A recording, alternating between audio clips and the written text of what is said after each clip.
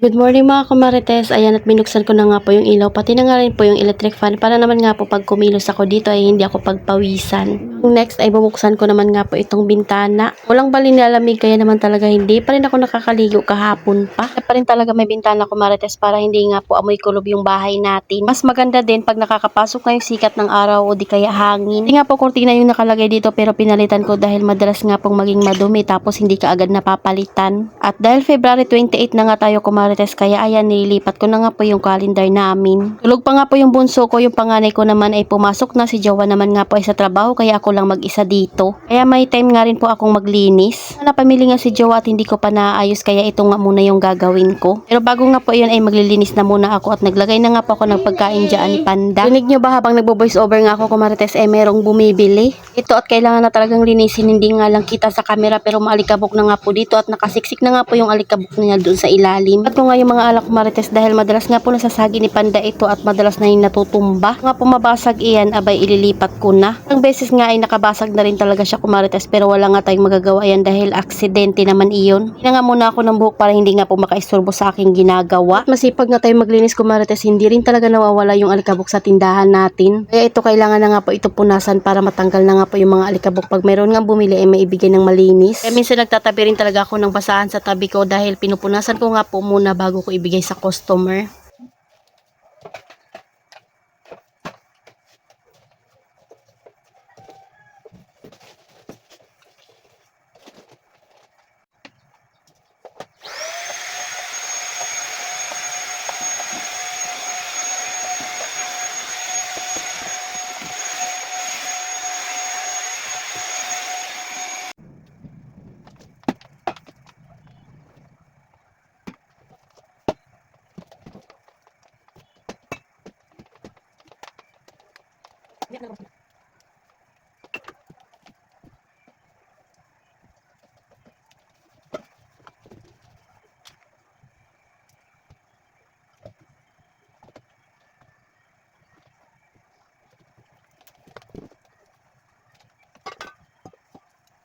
Hindi ko nga napansin na nagalaw pala ni Panda yung aking camera dahil gusto niya ngang lumabas na naman. Hindi rin talaga ito mapakali sa loob ng bahay namin kumarites dahil mas gusto niya nga pong tumambay doon sa may hagdanan namin. Nga sa gabi at tulog kami kumarites, dyan din talaga siya humihiga. Kaya pagkatapos ko nga pong linisan dyan at inayos ko na nga po yung mga mismo na soft drinks. Kahit mabunggo nga ni Panda iyan ay hindi nga po mababasag.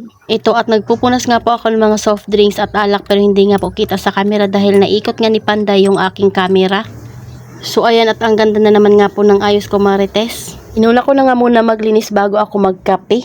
Saan ko na nga din po yung lamesa dahil maalikabok na nga rin po ito. Tatanong nga po kung anong link nitong lamesa namin kumarites ay sa parents pa nga po ito ni Jowa. Kalang siyang laging bago dahil pag madumi na nga po iyan at hindi na maganda yung pintura ay pinipinturahan nga namin yung kahoy. Pero yung pinakalamesa niyan ay marble nga po iyan. Kaya sobrang tibay nga niyan kahit sobrang tagal na nga niyan sa amin. Naman nga po ako sa harap ng tindahan at may nakita nga po kong sabon na hindi pa nagugupit. Pumili kasi kanina sa akin at hindi pa nga po ito nagugupit kaya ayan tinapos ko na. Kailangan din talaga nakahanda na yung mga sabon dahil kung hindi mo nga makita yung gunting ay meron kang maibigay. Ano ba naman madalas talagang nawawala yung gunting sa tindahan pati na nga rin po ballpen. Siyempre at diretso ligpit at linis na nga rin po ako dyan. Tapusin ko nga lang po ng pagbabacuum tapos magmamap na nga rin po ako ng sahig.